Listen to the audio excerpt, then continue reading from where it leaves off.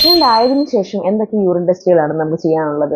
നമ്മളിപ്പോൾ ഒരു സീക്വൻസിലാണ് പറഞ്ഞു പോകുന്നത്. അപ്പോൾ ആദ്യം പ്രഗ്നന്റ് ആവുന്നതിന് മുമ്പ് നോക്കുന്ന യൂറിൻ ടെസ്റ്റിനെ പറ്റി പറഞ്ഞു. പിന്നെ പ്രഗ്നൻസി കൺഫേം ചെയ്യാനുള്ള യൂറിൻ ടെസ്റ്റിനെ പറ്റി പറഞ്ഞു. പ്രഗ്നന്റ് ആയി കഴിഞ്ഞാൽ ആദ്യ 2-3 മാസങ്ങളിൽ സ്ത്രീകൾ ഏറ്റവും കൂടുതൽ ബുദ്ധിമുട്ടുണ്ടാക്കുന്ന ഒരു കാര്യമാണ് ഭയങ്കരമായിട്ടുള്ള നോസിയ, ഭക്ഷണത്തിനോട് തീരെ കഴിക്കാൻ പറ്റാതിരിക്കുക, ഭയങ്കര ഛർദിൽ എന്നൊക്കെ ഉള്ളത്.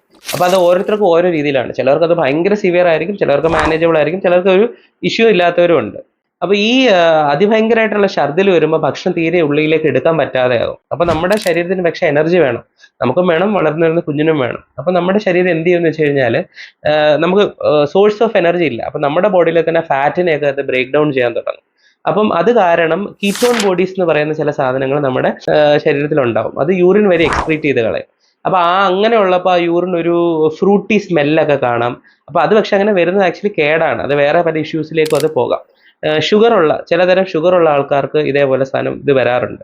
അപ്പോൾ നമ്മൾ ഭയങ്കരമായിട്ട് ഒരാൾ വൊമിറ്റിംഗ് ഒക്കെ ആയിട്ട് വരുമ്പോൾ നമ്മൾ യൂറിൻ എടുത്തിട്ട് അതാണ് നോക്കുന്നത്, യൂറിനിൽ കീറ്റോൺ ബോഡീസ് ഉണ്ടോ എന്നുള്ളത്. അപ്പോൾ അതുണ്ടെങ്കിൽ നമ്മൾ അവരെ ട്രീറ്റ് ചെയ്യുന്ന രീതിയിലും അവരെ മാനേജ് ചെയ്യുന്ന കാര്യങ്ങളിലും ഒക്കെ ചെറിയ വ്യത്യാസങ്ങൾ കാണും.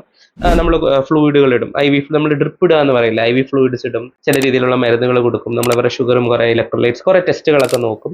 അപ്പോൾ നമ്മളെ മാനേജ് ചെയ്യാൻ ഹെൽപ്പ് ചെയ്യുന്ന ഒരു ടെസ്റ്റാണ് ഈ യൂറിൻ അസറ്റോൺ എന്ന് പറയുന്നത്. അപ്പോൾ അത് അവരുടെ ഒരു കണ്ടീഷൻ, ഒരു വെൽബീങ്ങിനെ അസസ് ചെയ്യാൻ നമ്മളെ ഹെൽപ്പ് ചെയ്യുന്ന ഒരു ടെസ്റ്റാണ്.